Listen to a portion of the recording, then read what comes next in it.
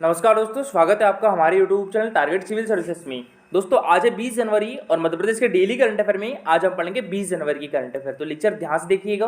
और देखिए दोस्तों, जिसको भी मध्य प्रदेश करंट अफेयर में 2021 की जनवरी से लेकर दिसंबर तक, दोस्तों आपको 1 जनवरी से लेकर 31 दिसंबर तक सारा कंटेंट मिलेगा। ठीक है, तो अगर आपको PDF चाहिए तो आप हमारे व्हाट्सअप नंबर 9111920612 पर मैसेज कर सकते हो।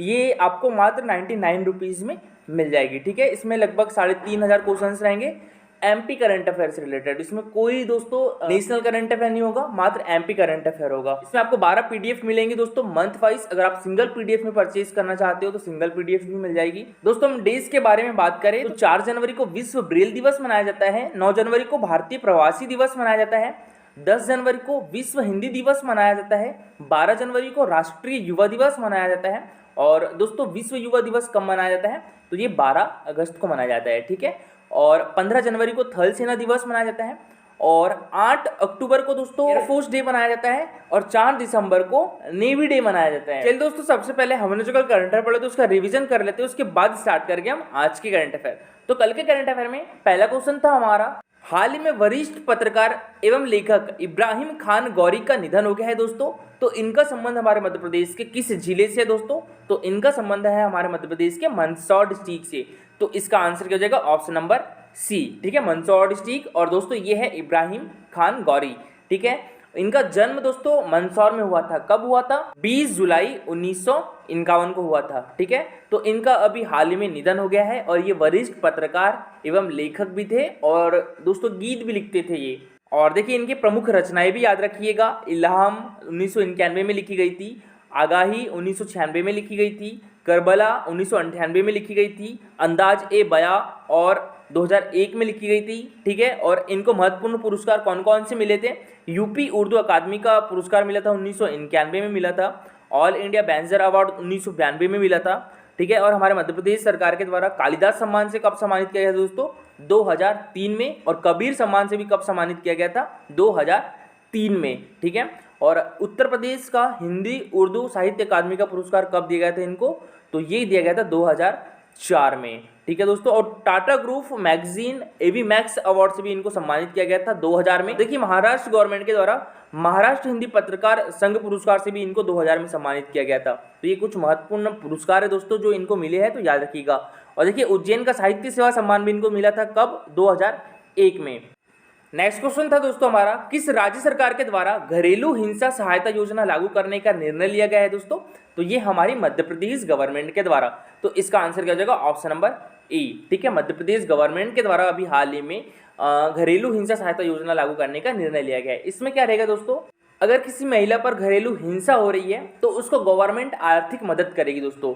और कितने रुपए की आर्थिक मदद करेगी? 4 लाख रुपए की आर्थिक मदद करेगी। ठीक है, तो इस योजना के तहत अगर पीड़िता के किसी भी अंग में 40% से अधिक क्षति पहुंचती है तो उसको 4 लाख रुपए की राशि प्रदान की जाएगी, और 40% से कम अंग प्रभावित होता है तो उसको 2 लाख रुपए की राशि प्रदान की जाएगी। ठीक है, और दोस्तों ये हमारे मध्य प्रदेश गवर्नमेंट के द्वारा एक बहुत अच्छी पहल है महिला सशक्तिकरण के लिए।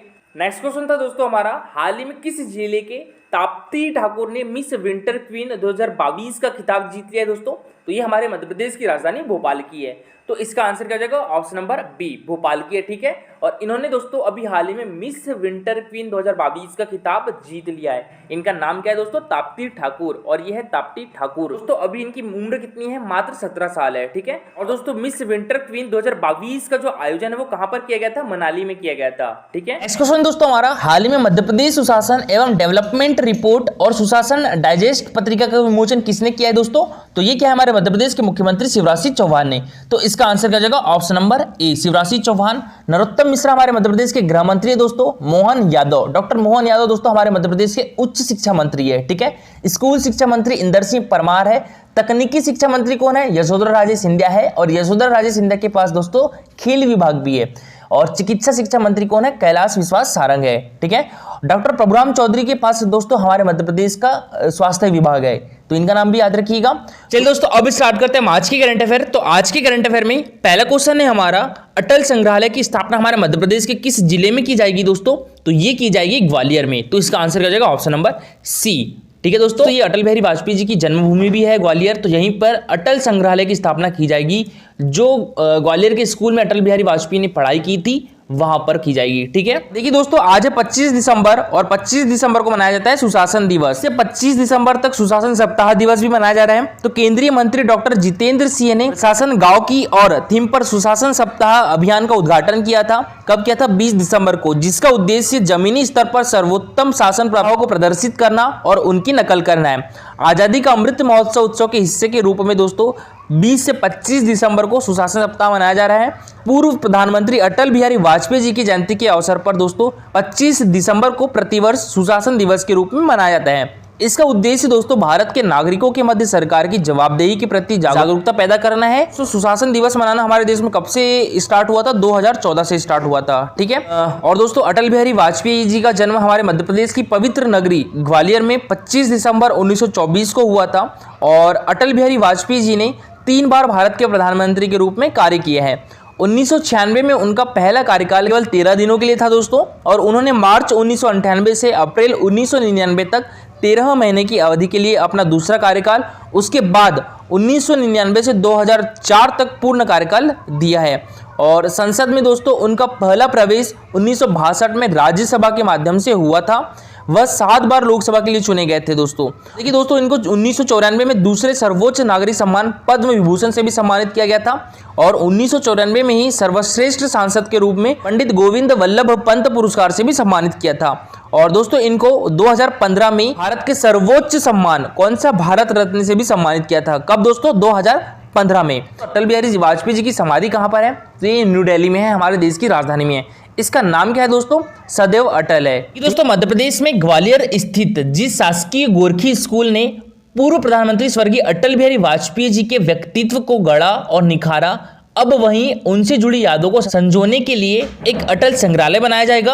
और Gwalior smart city development corporation इस स्कूल में अटल संग्रहालय तैयार कर रहा है। संग्रहालय के लिए स्मार्ट सिटी के अधिकारी देश भर से उनसे जुड़ी चीजें तलाश रहे हैं। और लगभग 7 करोड़ रुपए की इस परियोजना में स्कूल भवन के जीर्णोद्धार के साथ ही 6 गैलरियां तैयार की जा रही है। और इनमें अटल जी के जीवन से जुड़ी विशेष तस्वीरों के साथ ही उनके द्वारा उपयोग की गई निजी वस्तुओं को भी प्रदर्शित किया जाएगा। अटल जी ने गोरखी स्कूल में दोस्तों 1935 से 1938 तक कक्षा 6 से कक्षा 8वीं तक की अध्ययन किया था। नेक्स्ट क्वेश्चन है दोस्तों हमारा, हाल ही में मध्य प्रदेश का पहला टेक्सटाइल क्लस्टर को किस जिले में स्थापित करने की स्वीकृति मुख्यमंत्री शिवराज सिंह चौहान जी से मिल गई है दोस्तों? तो ये बुरहानपुर में। तो इसका आंसर क्या जाएगा? ऑप्शन नंबर ए। ठीक है दोस्तों, बुरहानपुर में मध्य प्रदेश का पहला टेक्सटाइल क्लस्टर को स्थापित करने की स्वीकृति मुख्यमंत्री शिवराज सिंह चौहान जी के द्वारा मिल गई है। और दोस्तों अभी इसको कैबिनेट से मंजूरी मिलना बाकी है। ठीक है दोस्तों, बात करें हम यहाँ पर बुरहानपुर की, तो हमारे मध्य प्रदेश का सबसे दक्षिणी जिला कौन सा है दोस्तों? तो वो बुरहानपुर है। ठीक है, और देखिए ये है बुरहानपुर की लोकेशन, ये हमारे मध्य प्रदेश का सबसे दक्षिणी जिला है। किस राज्य के साथ अपनी बॉर्डर शेयर करता है दोस्तों? महाराष्ट्र के साथ। ठीक है, मध्य प्रदेश का सबसे उत्तरी जिला कौन सा है दोस्तों? तो वो मुरैना है, याद रखिएगा। और दक्षिणी जिला कौन सा हो गया? तो ये बुरहानपुर हो गया। और यह है मध्य प्रदेश का सबसे पूर्वी जिला सिंगरौली, और यह है मध्य प्रदेश का सबसे पश्चिमी जिला अलीराजपुर। ठीक है, और देखिए दोस्तों बुरहानपुर में एक बुरहानपुर ताप्ती मिल्स लिमिटेड उद्योग है। इसकी स्थापना 1906 में की गई थी। सूती कपड़ा एवं सूत का निर्माण करता है। और दोस्तों अब मध्य प्रदेश का पहला टेक्सटाइल क्लस्टर का भी निर्माण कहां पर किया जाएगा? तो ये बुरहानपुर में किया जाएगा। ठीक है, तो देखिए बुरहानपुर शहर से करीब 16 किलोमीटर दूर सुखपुरी के पास 153 एकड़ भूमि में नया टेक्सटाइल क्लस्टर स्थापित होगा दोस्तों। इस क्लस्टर में 100 उद्यमियों का समूह लगभग 800 करोड़ का निवेश करेगा और इसमें कपड़ा उद्योग से जुड़ी विभिन्न इकाइयां शामिल होगी। दोस्तों मुख्यमंत्री श्री शिवराज सिंह चौहान की स्वीकृति मिलने के बाद उद्योग विभाग ने इस पर काम शुरू कर दिया है। खड़कोद रेहटा इंडस्ट्रियल क्षेत्र से लगी इस भूमि के बीच यहाँ के 45 किसानों की करीब 167 एकड़ भूमि आ रही है और इन किसानों से उक्त भूमि लेकर उन्हें पास में स्थित सरकारी जमीन दी जाएगी। इसके लिए नजूर विभाग ने सूचना जारी कर दी है। इन किसानों से 27 जनवरी तक आपत्ति आमंत्रित की गई है। इसके बाद भूमि विनियमन की प्रक्रिया शुरू कर दी जाएगी।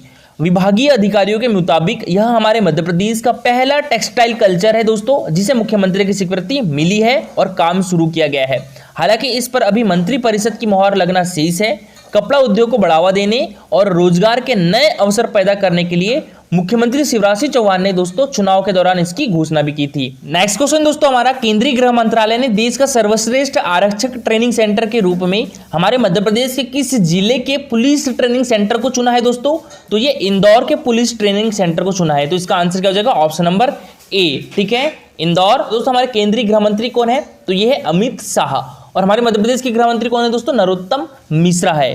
ठीक है, तो दोस्तों अभी हाल ही में केंद्रीय गृह मंत्रालय ने देश का सर्वश्रेष्ठ आरक्षक ट्रेनिंग सेंटर के रूप में इंदौर के पुलिस ट्रेनिंग सेंटर को चुना है। दोस्तों मध्य प्रदेश के इंदौर शहर के पुलिस ट्रेनिंग के लिए भी सर्वश्रेष्ठ स्थान बन चुका है और गृह मंत्रालय ने इंदौर के पुलिस ट्रेनिंग कॉलेज को आरक्षकों की सर्वश्रेष्ठ ट्रेनिंग के लिए देश में अव्वल स्थान के रूप में चुना है। दोस्तों मध्य प्रदेश में विभिन्न प्रकार की 12 पुलिस प्रशिक्षण शालाएं हैं, जिसमें इंदौर के पुलिस प्रशिक्षण महाविद्यालय को देश का सर्वश्रेष्ठ आरक्षक ट्रेनिंग सेंटर चुना गया है। इस कॉलेज को बेस्ट पुलिस ट्रेनिंग इंस्टीट्यूट के रूप में यूनियन होम मिनिस्ट्री ट्रॉफी प्राप्त होगी दोस्तों। और इंदौर के इस ट्रेनिंग इंस्टीट्यूट को देश के लगभग 100 ट्रेनिंग इंस्टीट्यूट में से इस वर्ष के लिए चुना गया है। और दोस्तों इस कॉलेज में आरक्षकों को ट्रेनिंग दी जाती है। मध्य प्रदेश सरकार द्वारा चयनित नए आरक्षकों को यहां साइबर क्राइम, फिजिकल, मनोवैज्ञानिक, सामुदायिक पुलिसिंग, मानव अधिकार, यातायात सुरक्षा आदि के संबंध में विस्तार से प्रशिक्षित किया जाता है। और इस कॉलेज में बीते एक वर्ष में लगभग 1250 आरक्षकों को ट्रेनिंग दी जा चुकी है।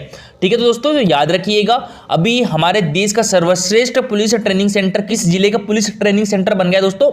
इंदौर का। ठीक है, नेक्स्ट क्वेश्चन दोस्तों हमारे मध्य प्रदेश गवर्नमेंट के द्वारा मास्क ही है जिंदगी अभियान कब से प्रारंभ किया जाएगा दोस्तों? तो ये 20 जनवरी से प्रारंभ किया जाएगा। तो इसका आंसर क्या जाएगा दोस्तों? ऑप्शन नंबर ए। ठीक है, 20 जनवरी से दोस्तों हमारे मध्य प्रदेश में मास्क ही है जिंदगी अभियान स्टार्ट किया जाएगा। तो देखिए दोस्तों, नगरीय विकास एवं आवास मंत्री कौन है हमारे मध्य प्रदेश के? तो यह है भूपेंद्र सिंह। तो इन्होंने कोरोना से बचने के लिए नागरिकों को मास्क लगाने के प्रति जागरूक करने के लिए सभी नगरीय निकायों में 20 जनवरी से मास्क ही है जिंदगी अभियान चलाने के निर्देश दिए हैं। और दोस्तों यह अभियान 20 दिन तक चलेगा।